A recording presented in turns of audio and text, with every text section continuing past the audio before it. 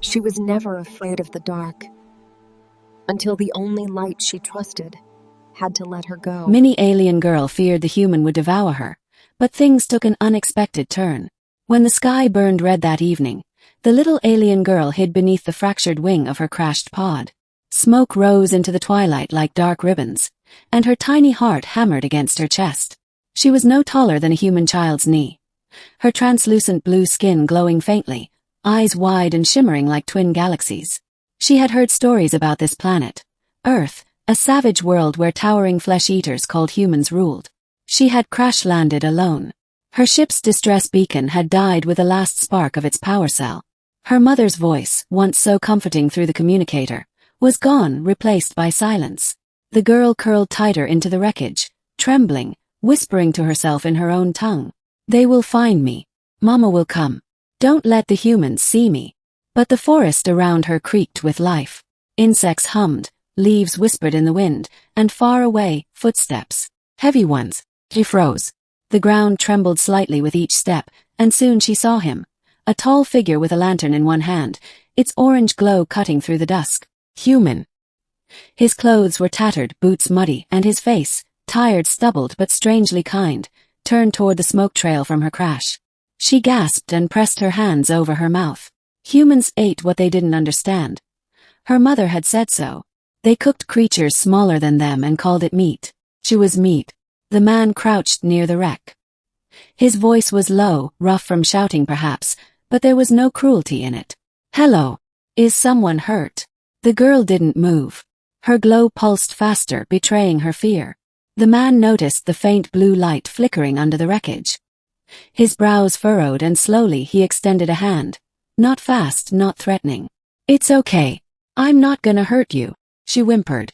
He froze, then smiled faintly. "You're tiny," he murmured. "Are you real?" The girl wanted to flee, but her ankle had twisted in the crash. Pain shot up her leg, and she cried out involuntarily, a soft bell-like sound that melted into the air. The human's eyes widened. He reached forward gently and lifted the wreckage just enough to see her. For a long heartbeat, they simply stared at each other, predator and prey, both too frightened to move. The man's name was Eli Turner, a forestry worker who lived alone near the mountain ridge. He had seen falling meteors before, but never one that screamed.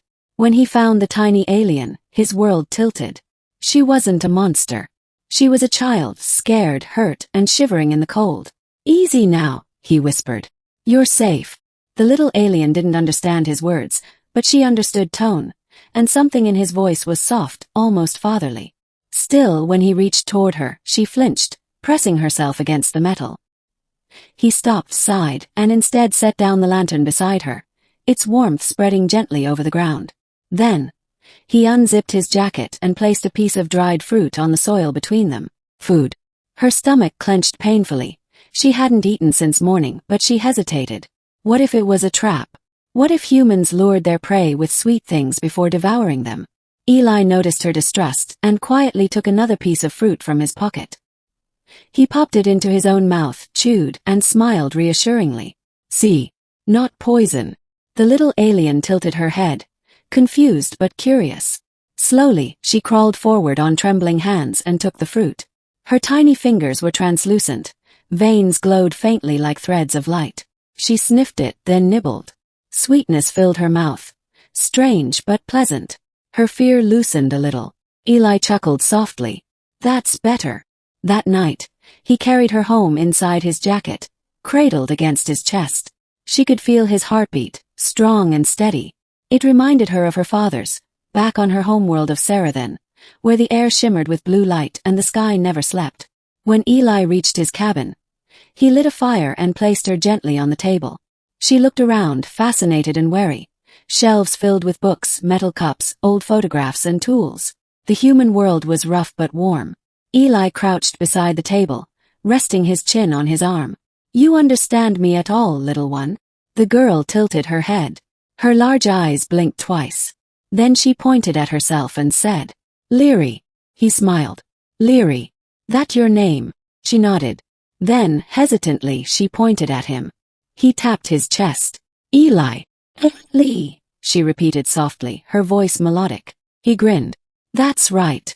It was the beginning of something neither of them could have predicted. Days turned into weeks. Leary healed slowly under Eli's care. He built her a small nest from a wooden crate, lined with cloth and cotton. He fed her pieces of fruit, honey, and even drops of milk she seemed to love. In return, she helped him in small, magical ways, fixing broken circuits with her glowing touch, purifying water with strange energy from her palms. She laughed like wind chimes, danced on his table when the rain fell outside, and sometimes climbed onto his shoulder to braid his hair with tiny flowers. And yet, each night, Eli noticed her gaze drift to the sky, to the endless darkness where stars shimmered like silver tears. "Your home's out there, isn't it?" he asked one night. She nodded slowly. "Mama, Papa, stars." He swallowed. "You miss them." She looked at him, eyes glistening. "Miss, heart hurt." Eli reached out, resting a gentle finger against her hand. "Yeah, I know that feeling." For years, he had lived alone after losing his wife and daughter in a car accident. He had thought his heart was beyond repair, just a hollow space filled with echoes. But somehow, this tiny being from another world had filled it again. He began calling her Little Star, and she began calling him Elipa, a word from her language meaning protector. One cold morning, while Eli chopped wood outside, a strange hum filled the air. Leary, sitting by the window, froze. The sky flickered blue, and a sleek metallic ship appeared through the clouds, silent but immense. Her heart leapt. Her people. She dashed out of the cabin, wings fluttering weakly behind her. "Elipa, home come." Eli looked up, his jaw tightening. The ship descended, shining beams scanning the ground.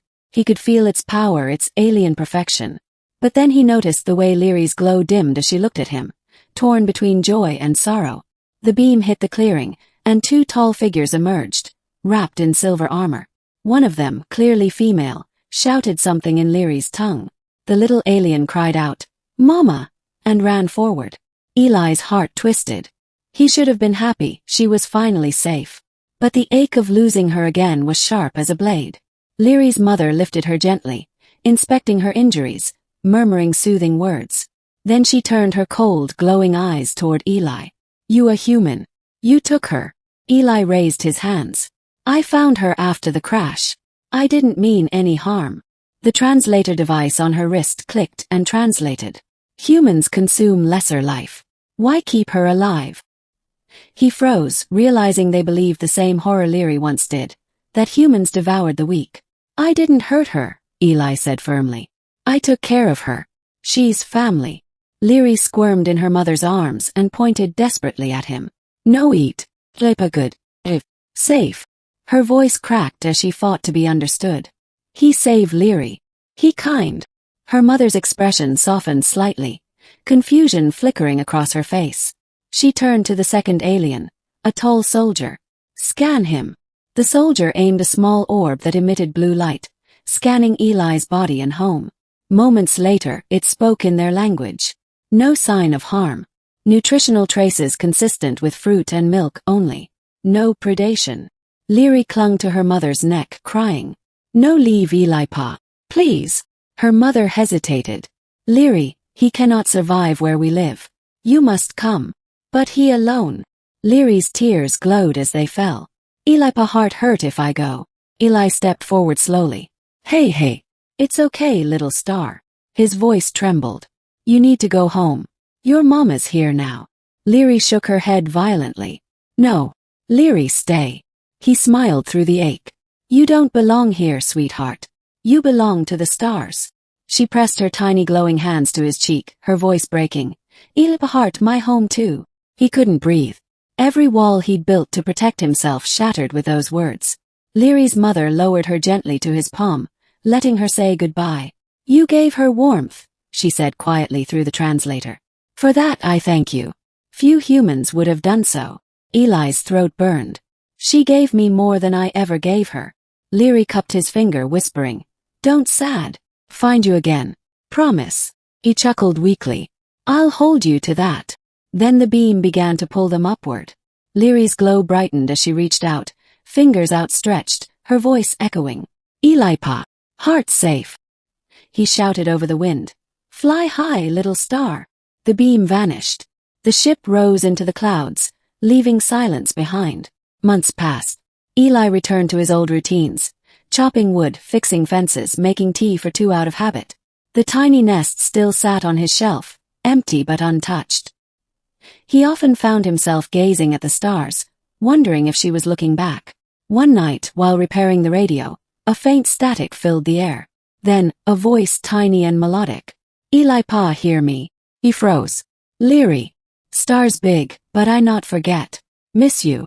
Tears stung his eyes. "Miss you too, little one. Mama say. Come visit one day. Promise." He laughed softly through the tears. "I'll be waiting." The radio crackled, then went silent. But he didn't feel alone anymore. He stepped outside and looked up. Among the constellations, one star pulsed brighter, faintly blue, flickering like a heartbeat. He smiled. "Good night, little star." Epilogue. Years later, explorers reported seeing strange lights above the mountain ridge. Small glowing orbs dancing playfully through the air, leaving trails like laughter. Locals said it was just auroras. But Eli Turner knew better. He would sit on his porch, close his eyes and whisper, "You kept your promise." And somewhere among the stars, a tiny voice always answered, soft as light, "Eli Pa, heart safe."